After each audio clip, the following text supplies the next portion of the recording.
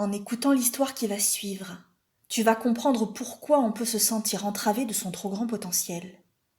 Et après, je t'expliquerai comment sortir de cette impasse qui empêche tant de gens brillants de porter joyeusement leurs projets. Il y a quelques années, je formais de futurs professionnels de l'éducation et du travail social. Et entre autres missions, j'accompagnais la rédaction et la soutenance de mémoire d'un groupe d'étudiants. Avant tout, il faut savoir une chose. Rédiger un mémoire, c'est l'accomplissement de plusieurs années d'apprentissage et de réflexion.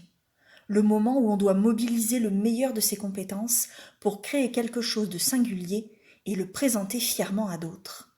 Dans ce processus, on y retrouve les mêmes enjeux et les mêmes blocages que dans la vie professionnelle, quand on veut mettre ses ressources au service de quelque chose qui a du sens.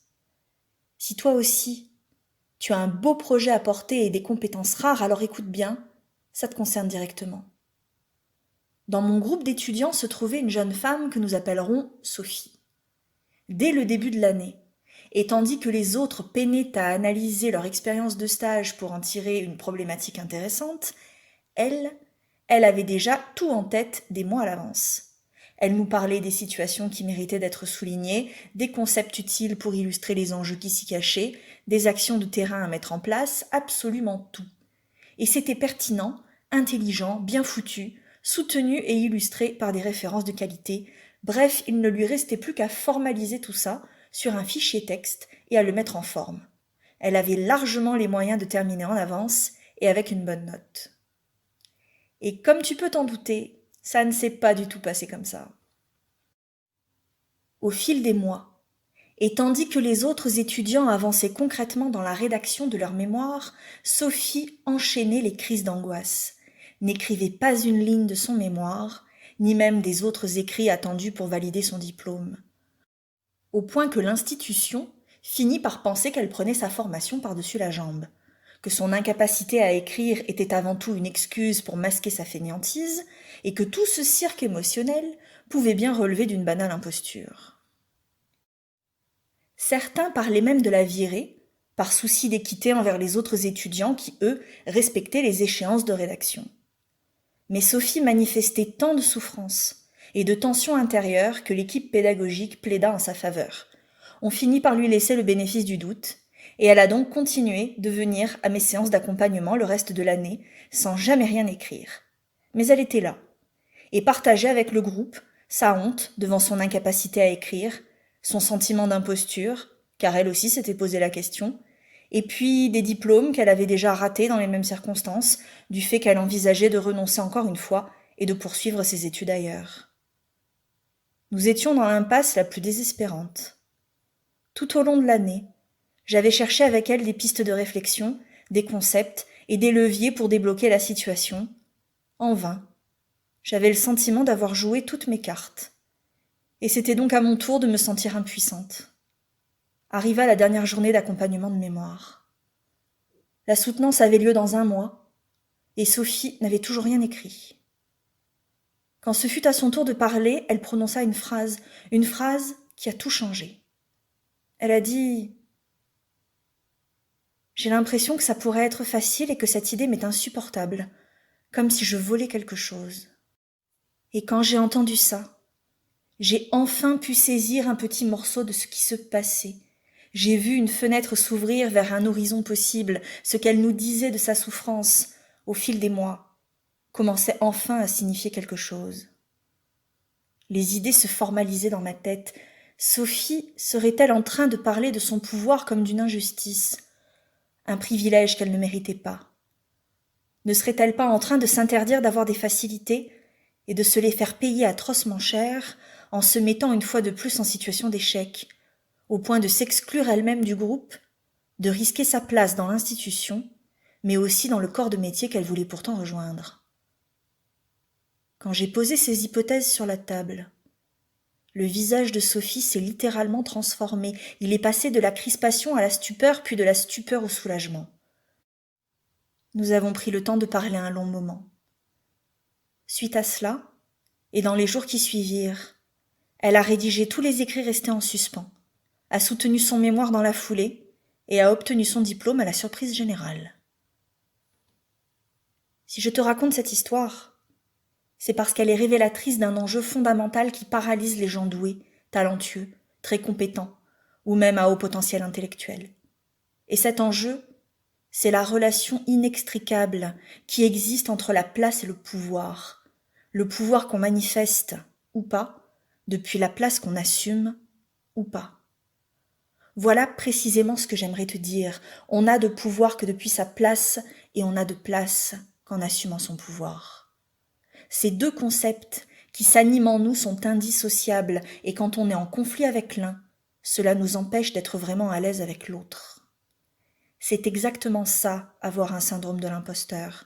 C'est le résultat d'un déséquilibre, d'une équation mal foutue entre sa place et son pouvoir. Et ce déséquilibre est d'autant plus important quand on a un surplus de ressources mal identifiées. Quand Sophie n'assume pas son pouvoir et se sent coupable d'en avoir trop, elle s'interdit d'avoir une place au sein du groupe, au sein de l'institution et du corps professionnel qui l'attend. Et en n'ayant pas de place, elle se retrouve à flotter en l'air, dans l'incapacité de construire quelque chose dans le réel, et toute son énergie se retourne contre elle. Apprendre à manifester ses grandes capacités avec légèreté, pour porter concrètement son projet, en étant là où on doit être et sans jamais risquer de s'exclure du groupe, cela s'apprend. Sophie a appris cette année-là. Et pour que tu puisses toi aussi révéler le meilleur de tes ressources depuis ta propre place, je vais te donner 3 clés qui te permettront de commencer maintenant à mieux assumer ton pouvoir. Clé numéro 1. Prends conscience du cadre dans lequel tu veux habiter ta place. Ta place existe à l'intérieur d'un cadre lui-même constitué d'un ensemble de codes et de repères. Le cadre de l'institution de formation pour Sophie, le cadre de l'entreprise où tu travailles, le cadre légal du pays dans lequel tu veux monter une entreprise, le cadre culturel dans lequel tu cherches à te faire des relations, etc., etc. Sans compréhension de ce cadre et de tout ce qu'il implique, tu ne peux pas jouer finement depuis ta place. Et donc tu ne peux pas utiliser vraiment ton pouvoir. Par exemple, si tu essaies de monter une entreprise en étant trop en avance sur ton temps ou trop décalé par rapport aux besoins actuels des gens, tu ne tiens pas compte du cadre de la société dans laquelle tu veux construire ta place. Et tu ne toucheras pas ton public. Et ton pouvoir va se retourner contre toi. Ta place n'existe qu'à l'intérieur d'un cadre. Ce cadre, identifie-le, connais-le, respecte-le et mets-le au service de ton projet. Clé numéro 2. Apprends à nuancer l'intensité de ton pouvoir en fonction des circonstances, comme on module le volume de la musique. Si tu as beaucoup de capacités, beaucoup de ressources et que tu as les moyens de briller intensément et que tu te retiens encore, alors ne prends pas le risque d'aveugler tout le monde d'un seul coup et apprends à jouer avec les nuances. Comme les danseuses orientales vont jouer de leur voile pour filtrer le regard des spectateurs et choisir à chaque seconde ce qu'elles montrent ou ne montrent pas. Dévoile une petite compétence par-ci, fais un trait d'esprit par-là, propose une analyse étonnante à l'occasion et regarde comment c'est reçu. On assume son pouvoir comme on assume ses charmes, en choisissant ce qu'on montre, à qui on le montre, comment on le montre et jusqu'où. Clé numéro 3. Mets ton pouvoir au service d'une cause, au service d'une communauté, au service d'un public, au service de ta famille, au service d'autre chose que de ton besoin de reconnaissance personnelle.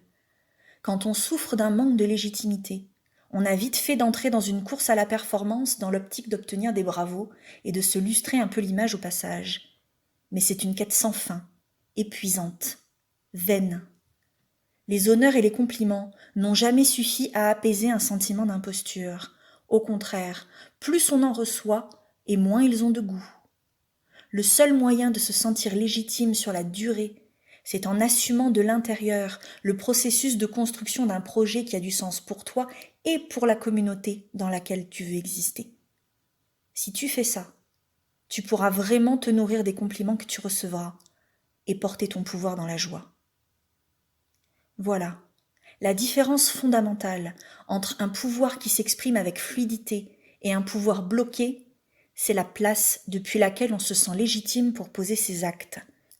Trouver cette place, C'est avoir les moyens d'exprimer joyeusement son pouvoir, puis de construire quelque chose avec style. C'est réussir autrement, réussir à ta manière, à faire œuvre de ta vie. Et c'est précisément ça que j'ai envie de t'apprendre à faire ici.